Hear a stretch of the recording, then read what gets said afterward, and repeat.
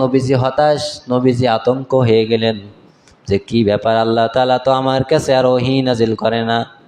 এভাবে নবীজির কাছে কথাটা না থাকাই, নবীজির কাছে ওহী না নাজিল হওয়ায় নবীজি তো কালেমার দাওয়াতও তো দিতে পারে না, নতুন নতুন আয়াতও নাজিল হয় না। আর মক্কার সময়ে, ওই সময়ে নবীজি তো নতুন কথাও ছড়াতে পারে না।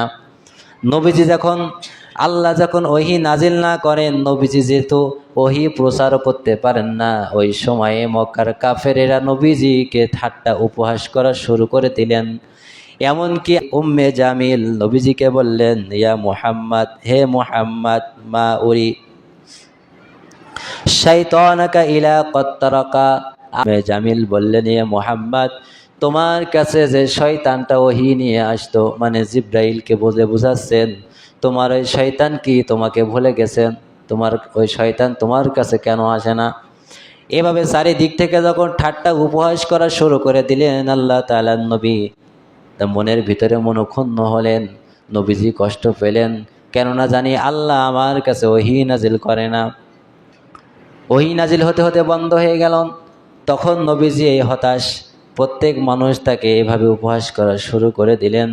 আল্লাহ তাআলা কিছুদিন বাবদ ওহী নাজিল বন্ধ করার পরে সূরাতুদ দুহা আল্লাহ নাজিল করে নবীজিকে সান্ত্বনা দিয়ে দিলেন। বলেন সুবহানাল্লাহ। আল্লাহ তাআলা বলছেন, ওয়াদ-দুহা, প্রভাতের সূর্যের কসম, দিনের কসম খেয়ে আল্লাহ তাআলা নবীজিকে বললেন। তারপরে আল্লাহ তাআলা বলছেন, ওয়াল-লাইলি ইযা সাজা, রাতেরও কসম।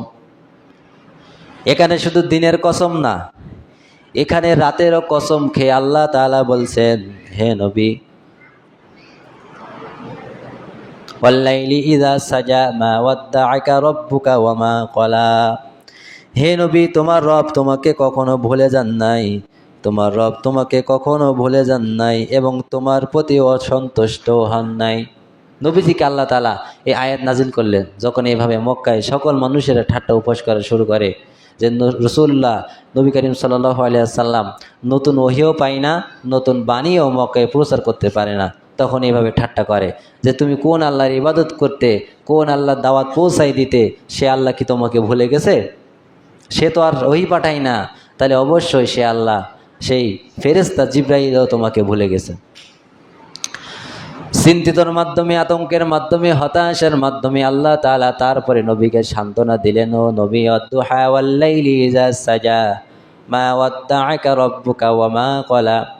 প্রথমে আমি আল্লাহ দিনের শপথ খেলাম, তারপরে ওয়াল-লাইলি ইযা সাজা, রাতেরও শপথ খেলাম, মা ওয়াদ্দাআকা রাব্বুকা ওয়া মা ক্বালা। ও নবী, আপনার রব আপনাকে ভুলে যায় নাই এবং আপনার রব কখনো আপনার উপরে অসন্তুষ্ট হন নাই। বলেন সুবহানাল্লাহ।